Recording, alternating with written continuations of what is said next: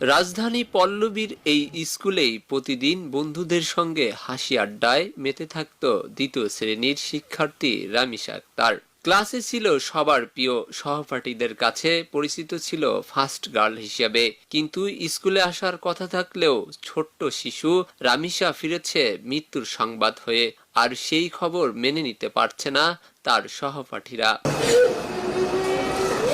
রামিসাহীন classroom যেন এখন শুধু নীরবতা আর কান্নার এক ভারী আবহ। প্রতিদিন যে বেঞ্চে বসতো সেই খালি জায়গায় শ্রদ্ধার ফুলের দিকে তাকিয়ে কান্নায় ভেঙে পড়ছে তার সহপাঠীরা।